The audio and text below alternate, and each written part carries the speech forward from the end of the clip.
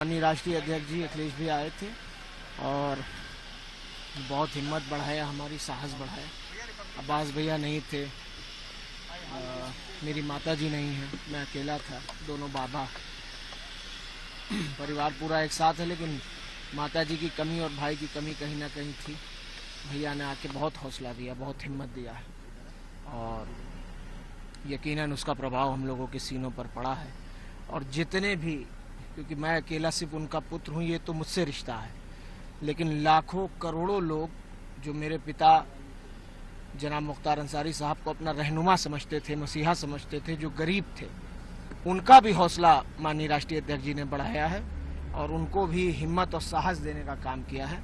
और हम इसका प्रभाव हम सबके सीनों पर, हम सबके दिल पर पड़ा है। निश्चित तौर पे ये मुश्किल की घड़ी है, लेकिन आगे का रास्ता आप किस तरीके से देखते हैं? क्योंकि जो यूपी गवर्नमेंट है वो लगातार एक तरीके से हमलावर बनी हुई है। खुद सीएम योगी आदित्यनाथ इस तरीके के बयान दे रहे हैं कि जो भी इस तरीके का कानून व्यवस्था में बाधक बनेगा उसका राम नाम सत्य कराया जाएगा। तो इनकी पूरी जो बयान है उसको किस तरीके से आप देखते हैं? देखिए, हम तो ये कहेंगे कि जो उनकी गोद में है, जो उनके अपने हैं, चाहे सौजाती गुंडे हों, चाहे माफिया ब्रजेश सिंह हो, चाहे माफिया त्रिभुवन सिंह हो, चाहे और भी, उन पर कोई कार्रवाई नहीं होगी।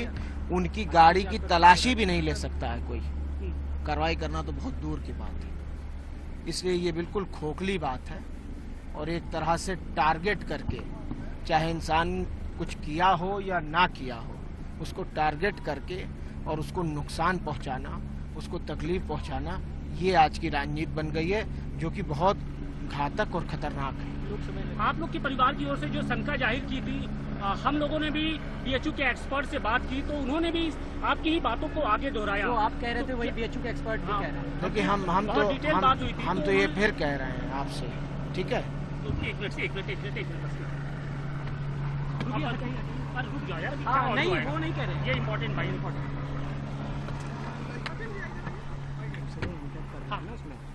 जी आप लोग जिन बातों को लेकर शंका जाहिर कर रहे थे, उन बातों को जो बीएचयू के एक्सपर्ट हैं, फॉरेंसिक एक्सपर्ट, उन्होंने भी कहा कि नहीं, अरे सारी चीजें संभव हैं। सब खोलेंगे, सब राज खुलेंगे, तह बतह खुलेंगे। कुछ आज खुल जाएंगे, कुछ कल खुल जाएंगे, कुछ परसों खुल जाएंगे। और अफजाल बाबा ने कहा भी है ना कि जो पॉइजन से किसी की अगर मौत हुई हो, 5 साल, 10 साल, 20 साल बाद भी उनका डीएनए और सब कुछ बता देगा कि क्या हकीकत थी। आज लोग छुप लें पर्दे के पीछे, लेकिन कानूनी रास्ते से हम लोग अपनी लड़ाई लड़ेंगे। माननीय न्यायपालिकाओं पर यकीन है और हमें ये भी यकीन है कि आज नहीं कल सच खुलेगा। योगी जी से कोई अपील करना चाहेंगे आप? कुछ या कोई बात कहना चाहिए? कुछ अपनी बात, जो अपने दिल की बात हो, मन की बात हो, वो केंद्र सरकार तक, राज्य सरकार तक अगर पहुंचाना चाहते हो, उनसे डायरेक्ट? कुछ नहीं, उम्मीद नहीं है? कुछ भी नहीं बोलूंगा। इलेक्शन को लेके किस तरीके की? नहीं, क्या इलेक्शन तो हो रहा है। इलेक्शन तो अफजाल बाबा समाजवादी पार्टी के कैंडिडेट हैं, लड़ रहे हैं, और क्या, और उसमें क्या बोलना। इलेक्शन ये तो कह रही है कि मुस्लिम वोट, मुख्तार अंसारी के सहारे मुस्लिम वोट, ये तमाम तरह की बातें कही ये जा रही हैं। कैसेट आप लोग बजाइए। अब उनके जबान में हड्डी नहीं होती, कोई कुछ कहे, लेकिन उनके जनाजे ने ये साबित कर दिया कि वो रहनुमा, गरीब, मजलूम, बेसहारा के दिलों में मसीहा थे। और 3600 जात के लोग, मुसलमान की बात नहीं कर रहा हूँ, हर धर्म के, और ख़ास तौर पे हिंदू भाइयों में हमारे 3600 जात के लोग आए। और आज भी 90% लोग, 10% हमारी कम्युनिटी के लोग हैं, 90% गरीब जनता वहाँ जा रही है रोज। आप मज़ार पे जाके देखिए ना क्या हाल हो रहा है। 2-2, 3-3 बार मिट्टी हटवाना पड़ रहा है हमको, डर से कि कहीं ज्यादा लोड होने की वजह से पटरे पे ना नुकसान हो जाए। एक अंतिम क्वेश्चन, क्या आपकी माताजी कानून का सामना करेंगी?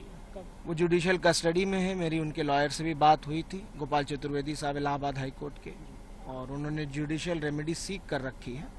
और यकीनन हमें उम्मीद है कि न्यायपालिका से हमें इंसाफ मिलेगा, न्याय मिलेगा, ये यकीन है हमें।